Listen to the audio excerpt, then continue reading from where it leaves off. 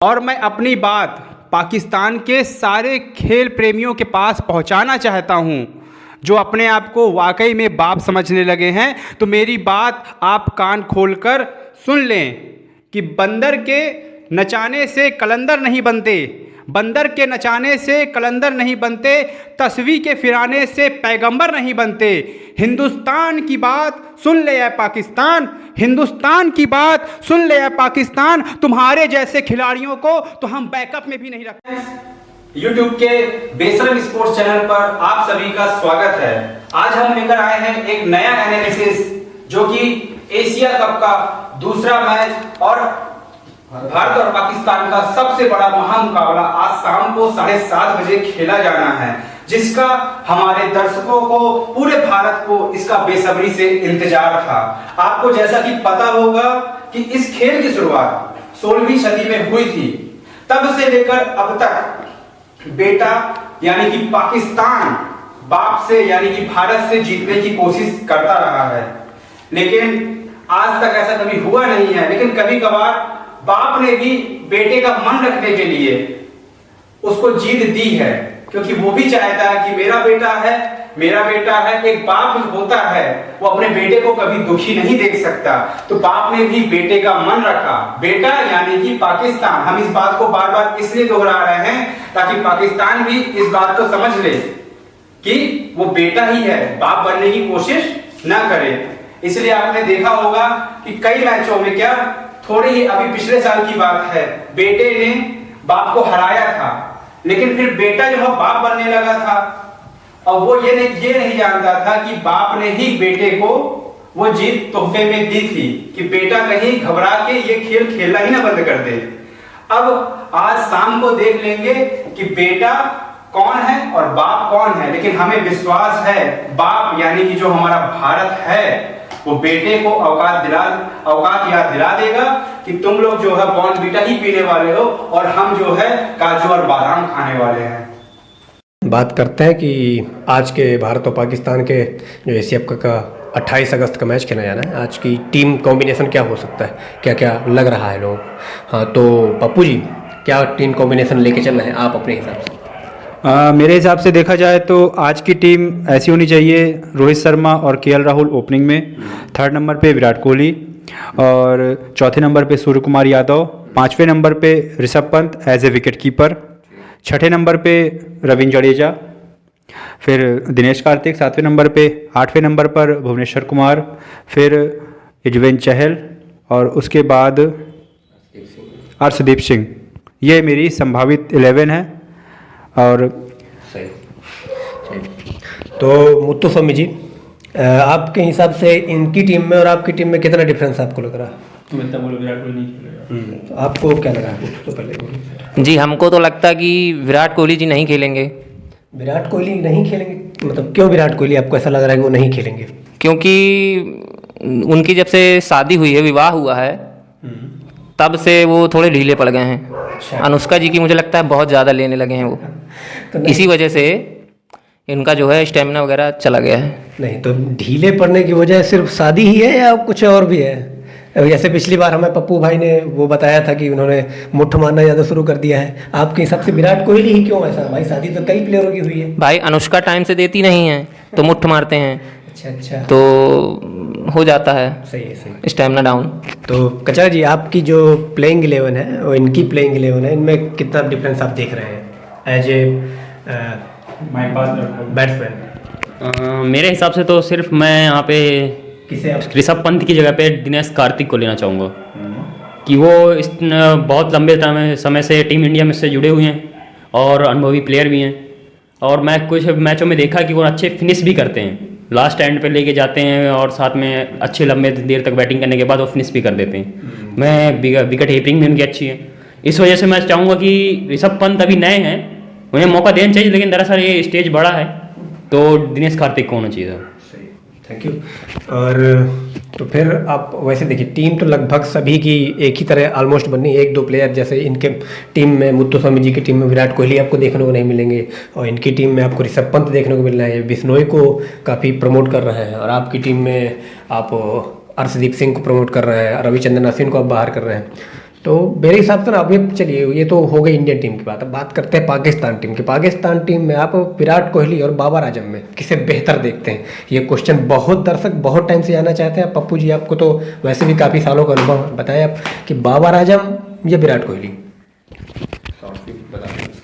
पहले जो है बाबर आजम और विराट कोहली को जो किनारे हटाते हैं, पहले ये बताइए ये बंदा कहाँ से आया है? ये बंदा जो है लुंगी पहने हुए है, टी शर्ट पहने हैं, ये आया कहाँ से है? देखिए ये इन्हें हमने केरला से इंपोर्ट किया है।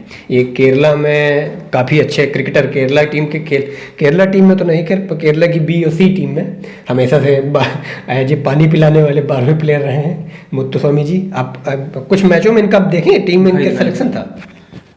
आप जैसा कह रहे हैं ये पानी पिलाने वाले लग रहे हैं, ये जैसी अपनी हुलिया लिए हैं, ये इस तरह से हमको जो है प्लेयर कम हलवाई ज़्यादा लग रहे हैं।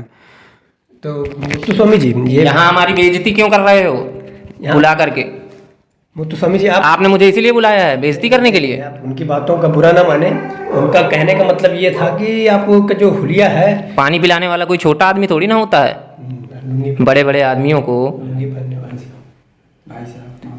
भाई आपसे माफ़ी मांग रहे हैं आपको। ओके ओके, देखिए चलिए हमने माफ़ कर दिया आपको। देखिए हम ये भारत विविधताओं का देश है, तरह तरह के यहाँ लोग रहते हैं। कभी किसी की ड्रेसअप पे, पप्पू जी आप ये मेरी एज ए होस्ट होते हुए आपसे मेरी सीख है कि कभी किसी की ड्रेसअप के ऊपर कमेंट ना किया करें। जैसे हमारे भारत के APJ अब्दुल कलाम भी ऐसे ही ड्रेसअप पहनते थे। तो आप खैर किसी ये गलत बात है, नेक्स्ट टाइम से याद रखिएगा। हाँ तो समझिए आप क्या कहना चाहते हैं? जी मैं ये कहना चाहता हूँ 2 शब्द कि भारत में भांति भांति के लोग, तो कुछ मादरचोद, कुछ तो बहुत है मादरचोद। वाह वाह वाह वाह। तब इनके जैसे पप्पू जी पप्पू जी से मैं यही कहूँगा कि थोड़ा सा अपनी बात करने का शैली सुधारें। बिल्कुल बिल्कुल। तो कचरा जी, अभी हमने जैसे पप्पू जी से क्वेश्चन पूछा बाबर आजम और विराट कोहली, तो आप इन दोनों में बेहतर किसे मानते हैं? जैसे इन्होंने तो बात टॉल दी अपनी, आप इन दोनों में से बेहतर किसे मानते हैं? किसके शॉट्स आपको ज़्यादा अच्छे लगते हैं, जैसे कवर ड्राइव हो गई वगैरह? दुनिया का सबसे बेहतरीन बल्लेबाज थोड़ा सा के नाम से जाना जाने वाला विराट कोहली, जिसे कहते हैं इंडिया की टीम का रन मशीन और बेस्ट चेजर भी है, तो मेरे हिसाब से विराट कोहली सबसे अच्छा बल्लेबाज है। बाबर आजम चलिए आपको अगर 10 में से स्कोर देना हो तो बाबर आजम को कितना देंगे और विराट कोहली को कितना देंगे? माइक पकड़ नहीं रहता। विराट कोहली को मैं 10 देना चाहूँगा और बाबर आजम को 8, क्योंकि बाप होता है, बेटा बेटा ही होता है। वाह वाह, चलिए ये बात आपकी अच्छी लगी। पूरा भारत हमेशा यही कहता है कि पाकिस्तान हमेशा से बेटा रहा है, बांग्लादेश उनका पोता। खैर आगे चल के भारत का मुकाबला आपके पोते से भी होने वाला है, आप इसका भी इंतजार करें। तो एक नया क्वेश्चन आया है, शाहीन अफरीदी खेल नहीं रहे तो उनकी जगह आए हसन अली। और हसन अली भी पाकिस्तान के पेस अटैक के एक अच्छे बैट्समैन है, मतलब सॉरी अच्छे बॉलर हैं। तो कितना भारत को उनसे प्रॉब्लम में वरीड होना चाहिए, चिंता में होना चाहिए कि हसन अली आ गए हैं, दिक्कत में आ सकती है? पप्पू जी आप क्या कहना चाहिए इसके बारे में? मेरे ख्याल से भारत को हसन अली से डरने की ज़रूरत नहीं है, क्योंकि हसन अली खुद अपने आप इंजर्ड हो जाते हैं। आपने उनका वाला सीन देखा होगा, जब वो बॉलिंग कर रहे थे एकदम से इन्होंने कहा यस ऐसे, तो उनके गले की नस चढ़ गई थी। तो उनसे उतना घबराने की ज़रूरत नहीं है, वो ऑटोमेटिक इंजर्ड हो जाते हैं। इनका कोई भरोसा नहीं है कि कब फील्ड पे इंजर्ड हो जाए, कब घर पे इंजर्ड हो जाए। और वैसे भी अगर आप बात करें हसन अली की, तो इनके नाम में ही पता नहीं कैसा इनका नाम है, हसन की हसीना, समझ में नहीं आता इनका नाम। और इनकी शक्ल भी मुझे देखकर जैसे लगता है जैसे कोई हसीना हो। अगर इनको जो है पूरा बुर्का वगैरह पहना दिया जाए तो मेरी बात मानिए कि कसम से पूरी हसीना ही लगेंगे। फिर इनको हसन अली नहीं, फिर आप इनको हसीना, बेगम, बानो कुछ भी कह सकते हैं।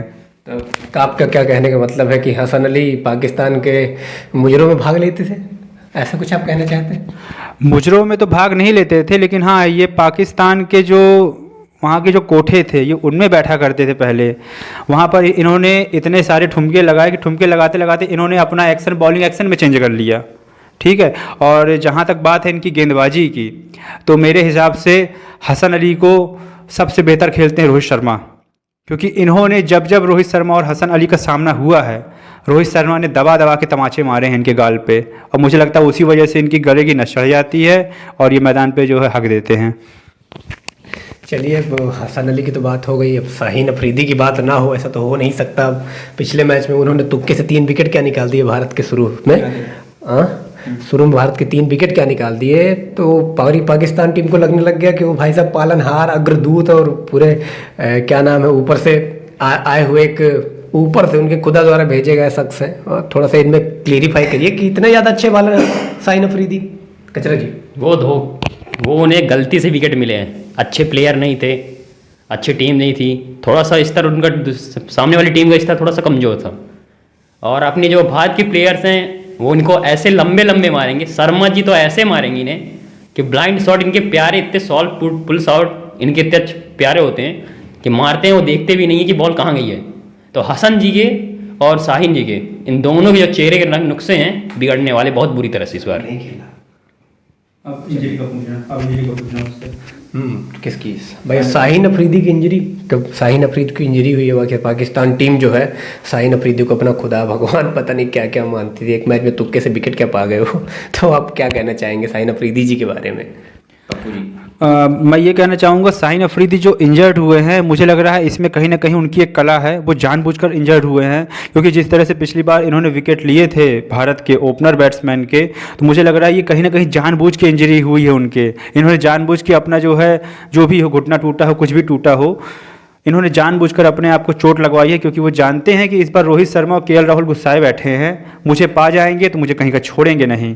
और रही बात शाहीन अफरीदी की, तो वैसे भी आप उनकी शक्ल देखते हैं, जब वो मुस्कुराते हैं तो ऐसा लगता है जैसे उनके चेहरे में बत्तीसी ही नहीं है, लगता है जैसे कोई बुजुर्ग आदमी हो हंस रहा हो, उसके चेहरे में बत्तीसी ना हो।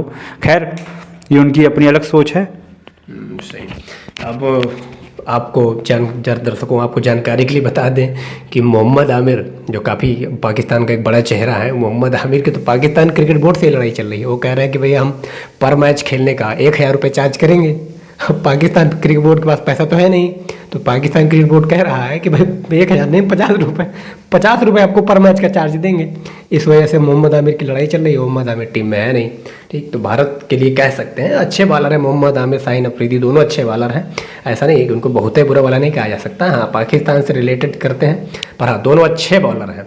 तो दोनों का होना हाँ भारत के लिए एक मुश्किल जरूर होती थी, पर अब नहीं है दोनों। तो भारतीय टीम को भी आप देखें, भारतीय टीम में जो मेन बॉलर जसप्रीत बुमराह जो आईसीसी की रैंकिंग में हमेशा से नंबर 1, 2, 3 होल्ड करते आए हैं, वो इस बार नहीं है। और भारत के हर्षल पटेल जो हमेशा एक लेजेंड बॉलर रहे हैं T20 फॉर्मेट में, वो भी नहीं है। पाकिस्तान उनकी बात नहीं कर रहा, हसन अली, शाहीन अफरीदी उन्हीं की बात कर रहा है। ज़्यादा आपको दिल में लेने की ज़रूरत नहीं है। पाकिस्तान हारता था, हारता है, हारता आया है, हारेगा, ठीक। बाप बेटे को 1 ही 2 बार माफ़ कर सकता है, ज़्यादा बार नहीं माफ़ कर सकता, ठीक। चलिए रखते हैं। अभी मैंने कल ही वकार यूनिस का एक ट्वीट देखा था। खैर पता तो मुझे भी, पर पप्पू जी आपसे सुनना चाहूँगा कि ट्वीट में कितनी अच्छाई, सच्चाई और कितना मजाक था। क्या कहना चाहते हैं वकार यूनिस जी के ट्वीट के बारे में? मैंने भी कल ये ट्वीट देखा था फेसबुक में। उसमें लिखा हुआ था कि वकार यूनुस कह रहे हैं कि भारत को कहीं ना कहीं एक चैन की सांस लेनी चाहिए कि इस बार शाहीन अफरीदी नहीं है, और उनके ओपनर बैट्समैन को चैन की सांस लेनी चाहिए। लेकिन सबसे मज़ेदार रहा उस पर जो हमारे भारत के पूर्व तेज गेंदबाज इरफान पठान का भी प्रतिक्रिया आई। उन्होंने ये लिखा कि एशिया कप में पूरे टीमों को चैन की सांस लेनी चाहिए क्योंकि बुमराह और हर्षल पटेल इस बार नहीं खेल रहे हैं। तो वकार यूनुस को कहीं ना कहीं एक तगड़ा जवाब मिला है, और शायद वकार यूनुस भी सोच रहे होंगे कि हमने ये बोलकर बहुत बड़ी गलती कर दी। खैर, आज ये शाम को पता चल ही जाएगा कि वकार यूनुस की बातों में कितना दम है। चलिए, अगर आपको नहीं आ रही ना आएगी। चलिए, अगर आपको हमारी वीडियो या हमारा कन्फेशन या हमारा सुझाव या हमारा ओपिनियन आपको अच्छा लगा हो तो आप चैनल को लाइक करें, सब्सक्राइब करें और बेल आइकन दबाएं, जिससे आपको हमारी कंटिन्यूस वीडियोस जो आपको पूरा एनालिसिस है जो फनी वे में, वो आपको कंटिन्यूस आपको फीड में मिलता रहे। Thank you. 1 मिनट रुक जाए। हमको एक बात बोलनी है, ये बताइए आपके लुंगी में छेद क्यों हैं? हमारा एक मित्र था भैया, वो पी रहा था बीड़ी, तो फेंक दिया उसने मेरे ऊपर, तो छेद हो गया। खैर उतना बड़ा इशू नहीं है। कहीं आपके बड़े छोटे वाले छेद तक तो नहीं पहुंच गई बीड़ी? कहीं आपके छेद तक तो नहीं पहुंच गई बीड़ी? अरे आप बताएं, आपके छेद तक तो नहीं पहुंच गई? जी नहीं, हमारे छेद तक नहीं पहुंची है। वो काम कर रहा है? हाँ, वो सब काम कर रहा है भैया। आने वाली आपकी पीढ़ी बढ़ेगी ना? हाँ, बढ़ जाएगी। चलिए ठीक है।